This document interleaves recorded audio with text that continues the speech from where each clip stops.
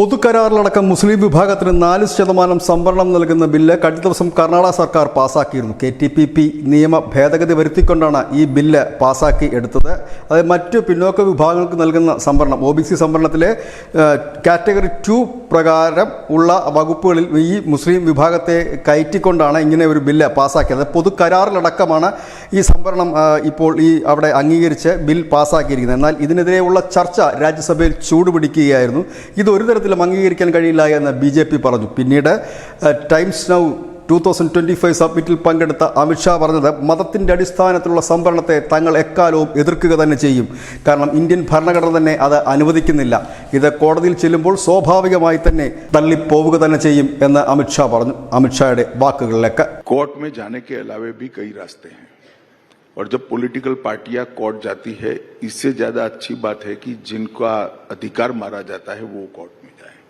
इससे SC, ST, OBC, जब मुस्लिम आरक्षण आप शिक्षा में लेकर आते हो, नौकरियों में लेकर आते हो, तो ST, SC, OBC सबका अधिकार मरता है.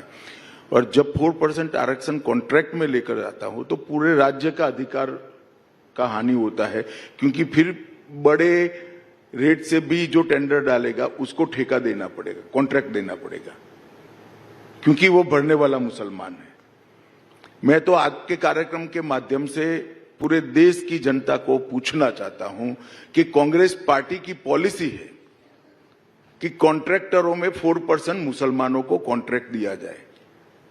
कॉन्ट्रैक्ट क्वालिटी और कीमत के आधार पर देना चाहिए या धर्म के आधार पर देना चाहिए, ये देश की जनता को तय करना है. और हमारा संविधान किसी भी धर्म के आधार पर किसी भी प्रकार के आरक्षण को सहमति नहीं देता है. ये जब भी देश की अदालतों में आएगा अपने आप स्ट्रक डाउन हो जाएगा. उनको भी मालूम है स्ट्रक डाउन हो जाएगा, मगर एक लॉलीपॉप पकड़ाने के लिए किया है.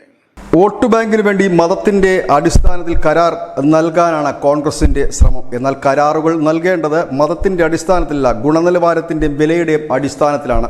4 വോട്ടിന് വേണ്ടി സംവരണം പ്രഖ്യാപിക്കുന്നത് ലോലിപോപ്പ് പോലെയാണ്. കോടതിയിൽ ചെല്ലുമ്പോഴത് തള്ളിപ്പോകുമെന്ന കാര്യം ഉറപ്പാണ്. ഇവിടെയാണ് ഇങ്ങനെയുള്ള ആളുകളെ, ഇല്ലെങ്കിൽ ഇങ്ങനെ സംവരണത്തിലൂടെ ഒരു വോട്ട് ബാങ്ക് സൃഷ്ടിക്കാൻ കോൺഗ്രസ് ശ്രമിക്കുന്നതെന്നും അമിത്ഷാ പറഞ്ഞു. News desk news India Malayalam.